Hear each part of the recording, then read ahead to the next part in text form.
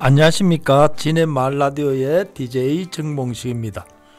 아이고, 오늘부터 날씨가 좀 많이 쌀쌀했죠. 목요일 수능인데 기상 관측사상 가장 따뜻한 날이었다고 합니다.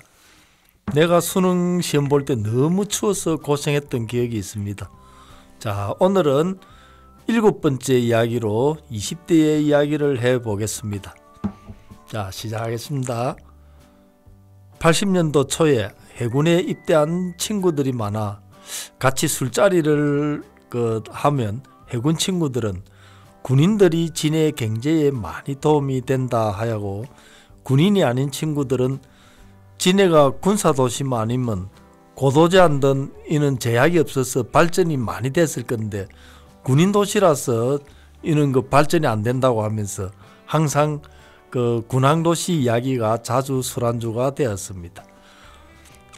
저는 제대 후 첫 번째 직업으로 태권도 체육관 사범을 시작해서 유선방송국에서 유선도 설치하러 다녔고, 금성출판사 외판원도 했고, 운전면허를 따고부터는 공구상에서 이제 공구 납품하러 다니고, 의자 공장, 가스 배달, 택시, 덤프트럭 등 10번 정도 직장을 옮겨 다녔습니다. 운전면허증을 따고부터는 계속 운전직을 하게 되더라고요.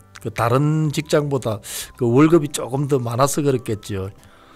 덤프트럭을 한 5년 정도 했는데, 예비군 훈련을 갔다 오면 차주가 차를 팔아삐고 하루아침에 실업자가 되기도 하고, 덤프트럭도 한 4-5군데 정도로 좀 옮겨 다녔습니다. 5년 하면서. 이렇게 거의 1년에 한 번 이상 옮겨 다녔죠.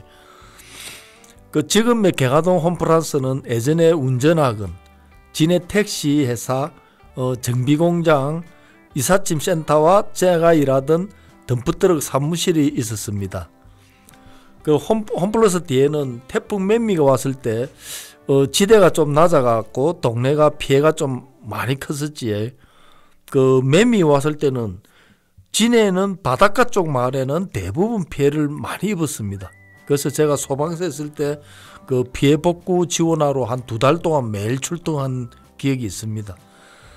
그리고 거기가 밑에 염전사거리는 지금도 버스 정류장에 염전사거리라고 안내 표시가 돼 있는데, 옛날 일제 때 소금을 만들던 소죽도 앞에 소금 만들던 곳이었습니다. 그래서 지금도 염전사거리라고 하니까 사람들은 염전사거리가 뭐를 뜻하는 거를 잘 모르는 사람도 많이 있고, 지금은 소죽도 앞이 쓰레기 매립장을 하고 있죠. 그래서 동네 주민들이 좀 항의를 많이 해서 한 집에 목욕탕 이용권을 50장씩 줍니다, 한 달에. 그래서 저도 친구에게 몇 번 얻어가지고 목욕도 많이 다녔습니다. 덤프트럭 갈 때 흙이나 폐자재를 이동 소죽도 찜질방에 있던 매립장에 갖다 버리는데, 여름에는 파리가 어찌나 많은지 갖다 버리러 가면 문을 못 엽니다. 문 열면 막 수백 마리 파리들이 차 안에 들어오고, 그래서 항상 차 안에는 에프킬라를 뿌리면서 운전을 하고 다녔습니다. 그러니까 옛날에는 덤프트럭이 에어컨이 없는 차가 많아 창문을 덮으면 너무 더웠습니다. 그리고 소죽도 앞에 옛날에부터 수영하러 자주 갔습니다. 지금은 매립을 해서 소죽도가 이제 육지가 됐지. 그때는 물이 빠지면 이제 걸어서 갈 정도였습니다. 옛날에는 섬이었지, 소죽도가. 그래서 이제 거기서 이제 뻘에서 조개나 개발을 캐면 자전거나 오토바이로 조개 개발을 사러 옵니다. 옛날에는 거기가 막 뻘밭에 기름이 많았는데도 여기 와서 사면 싸니까 식당에서 이제 와서 재료로 많이 썼습니다. 근데 요즘에는 진해바다는 어딜 가도 엄청 깨끗해져서 기름도 거의 없습니다. 단속을 해서 그렇는지 사람들 의식 구조가 개선돼서 그런지 하여튼 많이 좋아졌고, 제가 여러 직장 중에서 택시를 할 때 가장 돈을 못 벌었습니다. 옛날에는 잠이 많아 자주 사람 없는 곳에 차를 주차하고 택시 안에서 많이 자고 해갖고 일을 많이 못했습니다. 나는 택시 체질이 아니구나 했는데 지금은 불면증으로 뭐 하루에 1시간 정도밖에 못 잡니다. 그래서 친구들이 택시를 하면 하루 23시간 일할 수 있으니 돈 많이 벌 수 있을 거라고 택시하라고 농담도 합니다 지금. 그리고 뭐 출판사 외판을 할 때는 미술학원 하는 친구들이 많아서 많이 도와주었고, 그래서 그 출판사 그 소장님이 내보고 미술 서적을 뭐 잘 판다고 너무 많이 주문을 해갖고 제가 3달 만에 그만둔다고 하니까 그 여기 미술책들을 좀 다 팔아주고 퇴사해라고 소장이 부탁을 하는데도 저는 이제 다른 직장을 가야 되고, 또 저도 이제 뭐 미술책을 다 팔고 나니까 더 이상 뭐 팔 책도 없어가지고 자신이 없더라고요. 근데 우리 출판사 중에서는 그 조선왕조 500년이 한 열 몇세던가 하는 그 전집이 있는데 그게 한 40만 원 정도 했습니다. 그 당시는 회사 근로자 한 2달 정도 월급이었거든요. 근데 이것을 내가 왜 파는이지만도 이것을 누가 사겠냐고 생각을 했는데, 우리 출판사에서 용원 가덕도에 가갖고 이 책을 전국 최고의 실적을 그 팔아가지고 그 상도 받고 그 금성출판사 표지 모델로도 나왔습니다. 그 당시 용원 가덕도에 꼬막으로 그 일본에 전량 수출해서 수십 배의 수익을 올렸고, 신앙만 개발로 한다고 배와 어권, 땅 등을 보상받아 여기에 사시는 분들 대부분이 부자가 됐습니다. 그래서 그 전국에서 소문 듣고 용원에 그 빠찡고 룸사롱 등 대폐업소들도 많이 들어와서 성황을 이루고 한 20년 정도 많이 빼먹고 다 빠졌습니다. 그래갖고 참 이제 다시 못 살게 된 사람도 많습니다. 제가 그 소방관 할 때 경찰과 합동으로 불법 오락식 단속을 가서 철문을 잠그고 영업을 하는 것을 강제 개방하려고 제가 자주 출동도 했습니다. 40년 전 당시 그 100억 이상 보상받은 사람들도 있었습니다.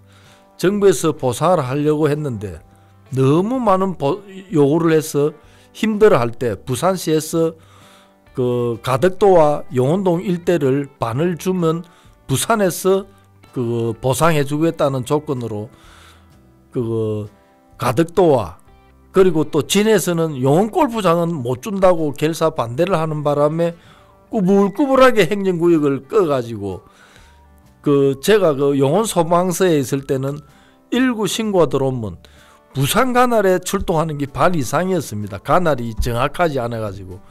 그래서 한진해운도 3분의 2는 진해에 3분의 1은 부산으로 주소지가 되어 있어가지고 진해 소방서에서도 검사 점검 소방훈련을 하고 부산 소방서에서도 와서 검사 점검 하니까 문제점도 많았습니다. 지금은 어떻게 뭐 개선된지는 잘 모르겠습니다. 그리고 이거 신앙만 하기 전에 용원 산양 개발에서 그 석산을 그 돌을 깨기 위해 다이너마이트로 돌을 깨는데 동네에서 이제 막 울리고 시끄럽고 한다고 데모를 했습니다. 그러니까 산양 개발 정문에 돼지 2마리를 갖다 놓고 1마리 묶어 놓고 1마리를 잡아 삶아 먹으면서 정문을 막고 농성 중이었는데 전경들이 와서 체류탄을 쏘았는데 돼지가 눈에 맞아갖고 쓰러졌습니다. 그 동네 사람들이 막 난리가 났는데 조금 있으니까 돼지가 기절했다가 깨어났습니다. 한 집에 300만 원 정도 석산 개발해서 이제 보상을 하려고 했는데 그 멀리 사는 사람들은 피해도 없는데도 자기를 이제 주소지가 용원이다고 보상을 해달라고 보상 금액도 더 올려달라고 해서 질질 껐다가 부산시에서 땅 보상 들어가는 바람에 석산 개발 그 소음 보상은 못 받았습니다. 그리고 지금 그 가덕도 그 외항포 이런 데는 일제 강점기 시절 일본 요새사령부가 있고 100년 넘은 등대도 있는 곳이어서 많은 문화재급이 있는데 진해에서는 관심이 없어서 방치되고 있다가 부산으로 넘어가서 거의 한 20년에 걸쳐서 관광지로 하려고 많은 돈을 투자했는데 내년부터 그 가덕도 신공항 건설한다고 모두 그 철거하기로 했다고 합니다. 참 씁쓸합니다. 참 이 이야기는 많은데 뭐 어느 이야기를 해야 이래 시청자분들이 좋을까 싶어서 고민이 되네요. 자, 오늘은 여기까지 하겠습니다.